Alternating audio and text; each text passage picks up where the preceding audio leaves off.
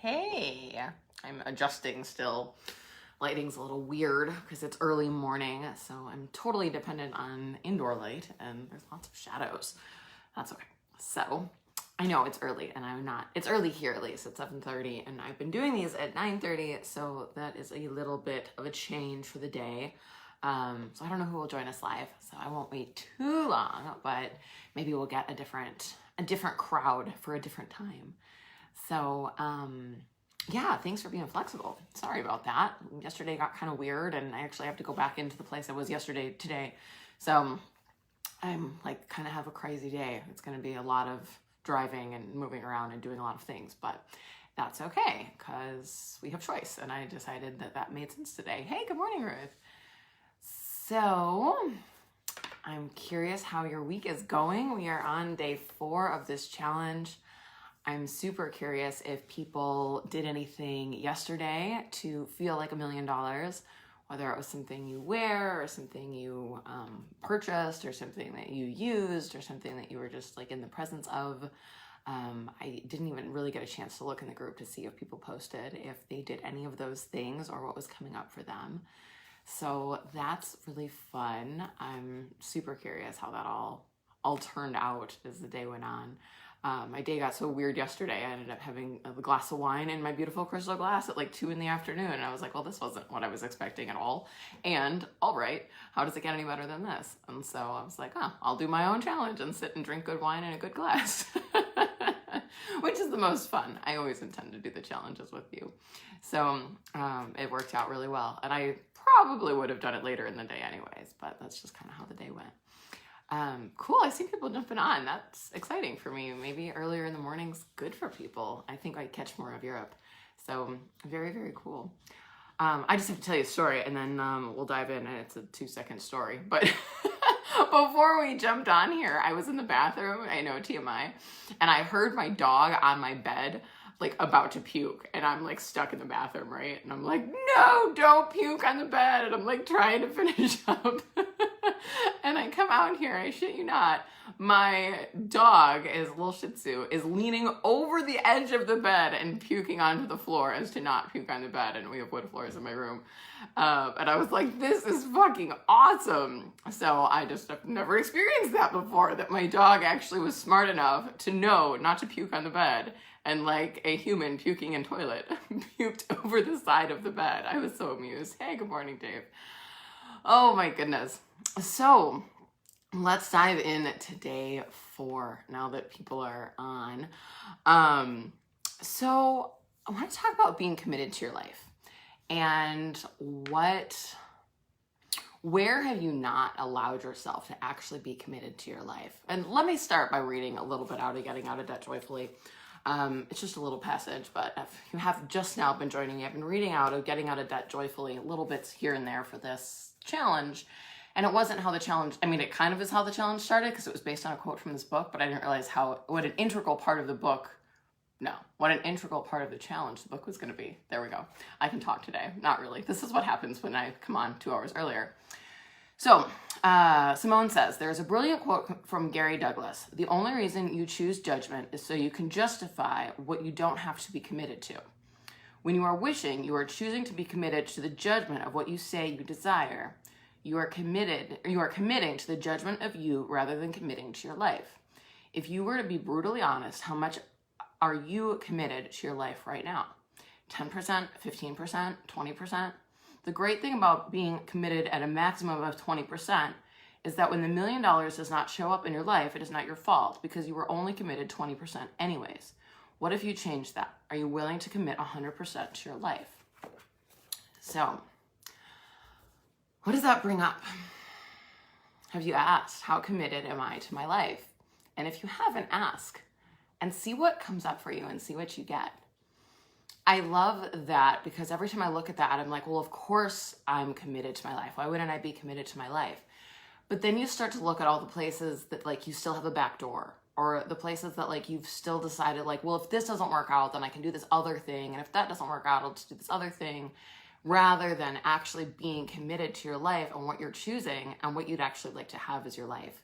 We started this challenge talking about asks and like, what are your asks, and like really being willing to ask for them.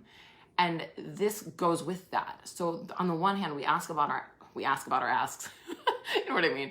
We make our list of asks, but then do we just ask about it and then do we forget about it or decide in that list that we're never going to actually have those things? This is just a fun thing, and not really look at like, hey, okay, let's go back and look at that list of asks. What would it take to actually have those things show up, and what action is required to have those things in your life? And that is about being committed to your life.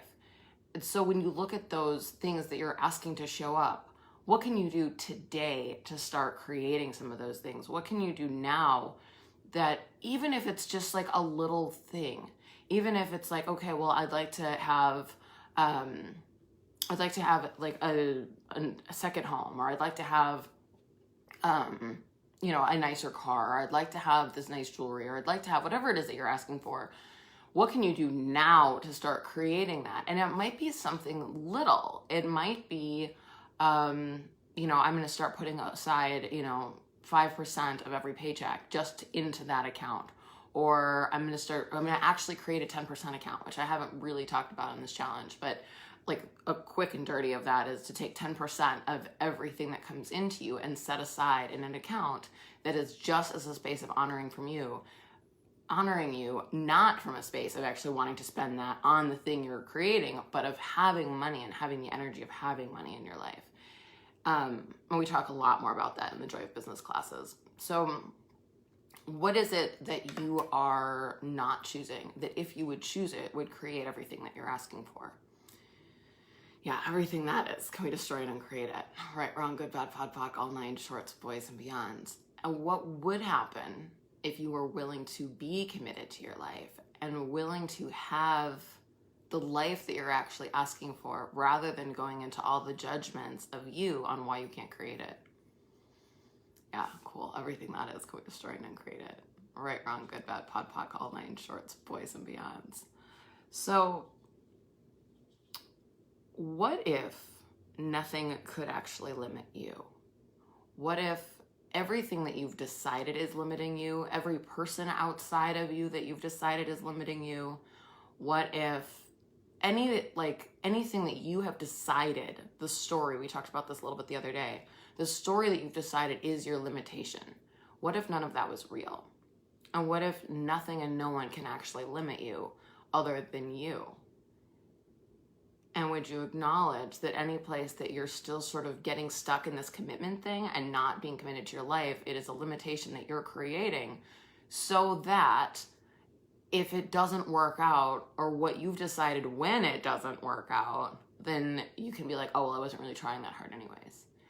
I see this with kids all the time. Like when I do therapy with kids, or things when they're, studying for tests, or, they're trying to like do well in school or whatever that is, and you see them put in minimal effort.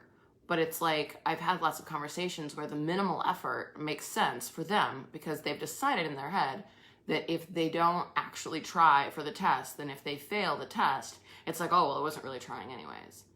So where have you been doing that in your life, where you're not willing to be fully committed because if it doesn't work out, you'd be like, oh, I didn't really care that much anyways. It wasn't really that important to me anyways. It didn't matter that much. And so you actually don't put in all of you into whatever it is that you're asking for. Yeah, so everything this is bringing up or letting down, can we destroy and uncreate it? Right, wrong, good, bad, pod, poc, all nine shorts, boys and beyonds. And would you be willing to come out of judgment of you? Because anywhere that you go into this and you're like, oh, you're right, I've only been committing to 15% of my life, I suck. No, you're still limiting you with that story of like, I suck, that's why nothing has happened up to this point. So interesting point of view, you have that point of view. Interesting point of view, you have that point of view, until you start to come out of judgment of you and let that all go. And now, from a space of non-judgment of you, what can you actually create? Yeah, wow, cool. Everything that doesn't allow that. Right, wrong, good, bad, pod, poc, all nine shorts, boys and beyonds. So, your challenge today is related, and also it feels a little bit off, but it'll work. So we talked yesterday about like having beautiful things and having we talked about beautiful glassware, beautiful, jewelry, clothing that makes you feel like $1 million, the cars, the things that make you feel like money and being the energy of money. So what I'd love you to do today, and you may or may not have time to do this today, but please do it this week. Like, try to make yourself, like, find the time, is to go into some place that you feel like you don't belong. Like, that you're not rich enough to be there. That, like, oh, they're gonna find me out. That, like, I don't really belong here. And that could be a whole bunch of different things. One of my favorite things to do is to go into, like, Tiffany or Cartier or, like, some of the really, like, beautiful jewelry brands and try things on as though I could easily drop $80,000 on a ring. Can I? No. But they don't need to know that. But the thing is most of us go into places like that and, like, immediately, like, shrink or look around like, oh my God, they're, like, gonna find me out, that, like, I don't really deserve to be here, or, like, all the weird shit we do in our head. And pot and pock yourself through all of it in your head. Go in wherever you want to go, and it doesn't have to be a jewelry store. This is something I like to do. Go into a car dealership, go into, like, a Maserati dealership, go into, like, whatever that is for you that's, like, you've decided is, like, above, like, what you could currently afford, and see what it brings up. And as that stuff comes up, just, you know, whether you want to use interesting point of view, I have this point of view, interesting point of view, I have this point of view, for all the stuff that's coming up for you, or just pot and pock yourself, you know, and right, wrong, good, bad, pot, pock, all day, shorts, boys, and beyonds, because we use the clearing statement when energy comes up anyways. So anytime, like, energy is moving and coming up, when you use that clearing statement, you just, like, knock the energy out. And so you can just sit and pot and pock, pot and pock, pot and pock yourself until you can relax and actually enjoy that experience. Look at the car, test drive the car if you have the time. Try on the jewelry. Go into, you know, Saks Fifth Avenue and try on the, you know, $2,000 fur coat, whatever it is for you, you know, but go into some place that you wouldn't normally feel like you, like, would go, because it seems like above what you would spend. And this might also not be a store at all. Those are just some ideas. I mean, it could also be like going into a high-end hotel and sitting in the lobby and ordering a drink. It could, what else? Anything else that's, like, coming up. I can't think of other examples, but, like, anywhere that, like, you feel like maybe, like, a really high-end country club, like, where you just feel like that sense of, like, oh, I know I don't, like, have the money to buy anything here, or like, wherever you come into that, and pot and pock yourself through that experience. So ideally this should only take you, like, 5-10 minutes. So it just, if you're driving by somewhere or something, just to stop in for a minute. But if you need to, like, wait till the weekend to, like, have, like, a whole experience, by all means, but do it. Challenge yourself with it, because that's where you start to, like, get that committing to your life thing. And, like, all right, well, I might feel uncomfortable as hell here now. And what would it take to have the money to feel comfortable in a place like this? And what if I could actually create that sense of that now without needing the money in my pocket, but to create that energy of, like, fuck yeah, I deserve to be here. Like, yeah, I can create anything I want. And, like, yeah, what's it going to take to buy that diamond ring? Or what's it going to take to buy that car? And start asking, like, what would I have to be different? And how could I commit to my life like never before to create that in my life? If that's something you're asking for, and if it's not something you're asking for, but it's just fun to go into, cool. But then look at, like, what are you asking for? And what would you have to be to show up in your life? I think it's still written in my bathroom mirror. I obviously haven't looked at it in a couple days or weeks, but I have the question, what's it going to take for me to show up in my life? And I love that, and I use it all the time. I obviously have it for a couple weeks, but I'm quite sure it's still there. But really looking at that, like, okay, well, if I'm only committed to 15% of my life, or I'm only committed to 20% of my life, like, what is it going to take to show up in my life? What is it going to take to commit 100% to my life, and what I'd really like to have, and the money I would really like to have in my world? So I think that's all. You guys play. Let me know what happens. Let me know what you like. If you do this, take a picture. Hell, like, just, I mean, unless that's, like, obnoxious, which is totally fine. But regardless, like, whatever is fun for you, maybe take a picture outside the place.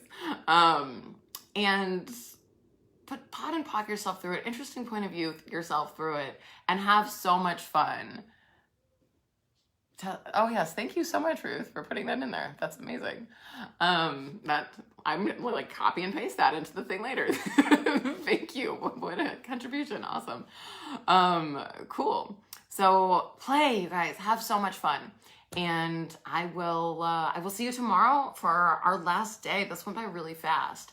And then we start on Thursday with energy pulls. So we're gonna do 14 days of quick ease with money.